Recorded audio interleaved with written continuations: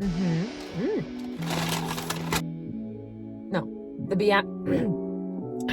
My hair's dipping into the syrup. I'm a mess. Wow. Okay.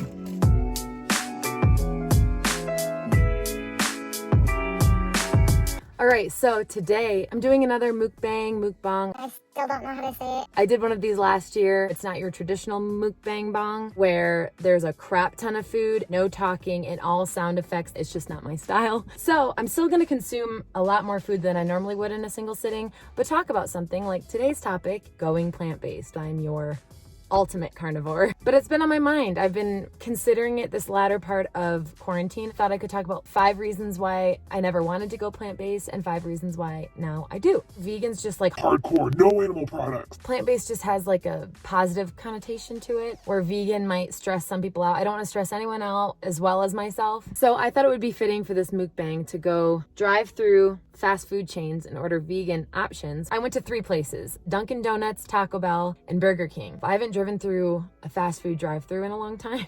I tried to get lunch at Burger King, but they don't start selling lunch until 10:30. It was 9:15. Idiot. When I drove through Taco Bell, I was trying to get something and they said, "Ma'am, we haven't had that for 3 years." I was like, oh my God. Okay, so first place, Dunkin Donuts. It's their oat milk chai latte. I just got a small. I mean, I knew I would like that. I love chai. Oh, this is my first oat milk experience. I really like that. And then I got the Beyond breakfast sandwich, but I had to order it with no egg or cheese. He's like, no egg or cheese? and I was like, No. oh, thankfully, the Hashbrowns are also vegan, so. Oh, so when I drove through Burger King, why is it not on here? Okay, this source says that you can get the Impossible Whopper without the creamy mayo or cheese, garden salad without cheese and with non-dairy dressing. You can get the apple pie. Oh, I didn't know that. French fries or hash browns. But why don't I see... Oh, wondering about their veganish French toast sticks? They do not contain any animal-derived ingredients, but are prepared using equipment that is shared with other products that could contain dairy, meat, or fish. Okay, I call that plant-based, you know? So I'm gonna have these damn French toast sticks. You heard it. If you're a hardcore vegan, don't get this. But if you're plant-based, then maybe this will be fine for you. A lot of shit in there. First 2 ingredients, corn syrup and high fructose corn syrup. Yeah, I'm not promoting health here. If you are in a bind, you can still order plant-based. Okay. Oh my God. Oh, I'm getting syrup all over me. Oh no, it's all over my car. Sorry, Mom. She'll never notice. She might be my #1 YouTube follower, but she'll never know. And last but not least, this is an exciting one. I feel like Mexican food is like one of the easier cuisines to make plant-based, right? Am I right about that? I feel like it is. You can create your own vegan version of the Crunchwrap Supreme. They have a black bean Crunchwrap, and then if you order it fresco style, it gets rid of the cheese and sour cream and adds pico de gallo. And then on top of that, I added in guacamole. So I also have sauce. I'm just afraid I have not been doing well with sauces as of late. I honestly don't miss the meat in that at all. And black bean quesarito I tried to order, but they didn't have that. But same thing with that, order fresco style. 7-layer burrito, order fresco style. The guacamole, the sauce packets, mild hot fire, Diablo, and breakfast salsa are all plant-based. Bean burrito is an option, which I ordered fresco style. Okay. Can't really see anything. Oh my God, my latte is probably getting really cold. Okay, starting with the 5 reasons that I can come up with that I talked myself out of going vegan or plant-based. First reason, obviously taste. I grew up with meat. Burgers are my favorite food. I love a good burger. I just love the taste of meat. The end.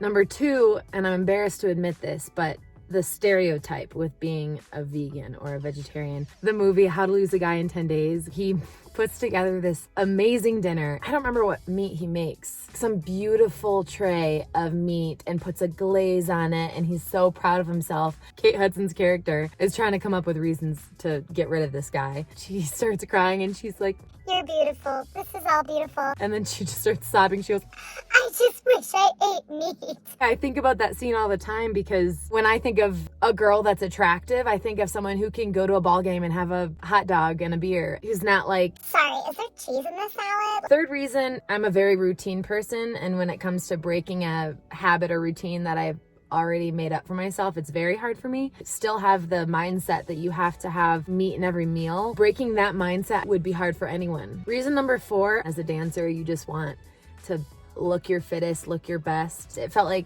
having meat would keep me solid, keep my muscles up, keep me compact. And the last reason why, I would use the excuse that I'm a dancer and I need all this energy and I need my protein. When you just think of a dancer's diet, you think of like yogurt and turkey sandwiches. Dancers and athletes need more fuel than the average person, and I thought that meant that I couldn't give up animal products.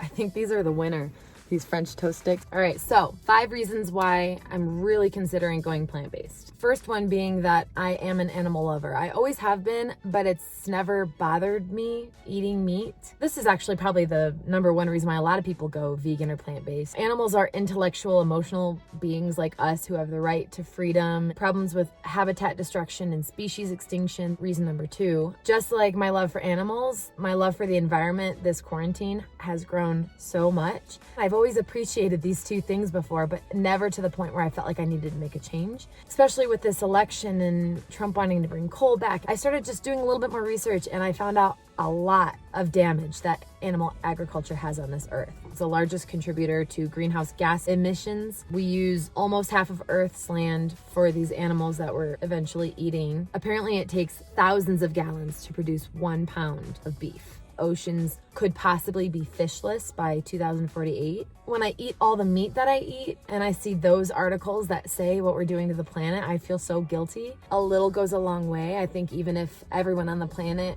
picked 2 days out of the week to go fully plant-based, I think that would even help. Those were my first 2 reasons for going plant-based, which is why I did more research. Studies have shown that for 2 decades, plant-based has consistently proven to reduce cancer risk.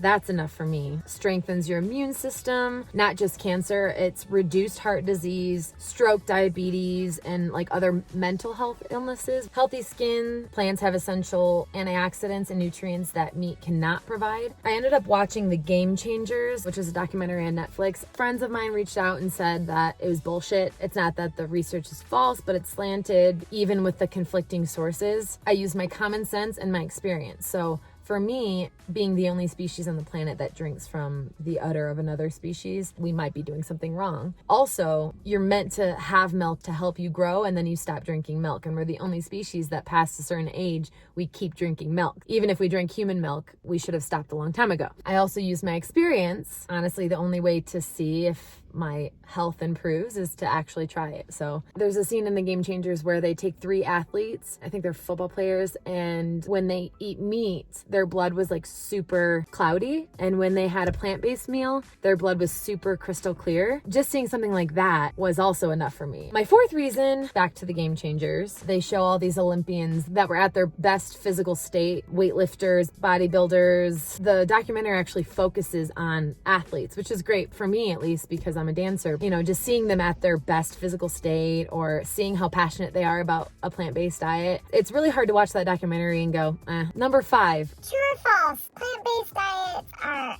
bland and boring. I feel like plant-based would give me the same sort of experience that I had with the Whole30, where I was restricted of a lot of the things that we love, sugar, grains, beans, but I had fun with the Whole30. I experimented a lot. I had really brightly colored plates. I feel like a plant-based diet is actually going to be exciting, and I think it's going to make you explore cooking more if you have time for it. Plant-based is up and coming, but I feel like because it's not readily available as much as we want it to be, we're going to try harder, get creative, explore more. I'm actually very excited for it. So that's that. Those are my thoughts on going plant-based. I was skeptical. Life is hard enough right now as it is, but I think it would be something good for all of us to at least try it out for yourself, to know what's good for you. Get your vitamins in if you're going to go plant-based, and I guess also just don't eat like this. All right, stay safe out there. Happy holidays, and I'll see you in my next video.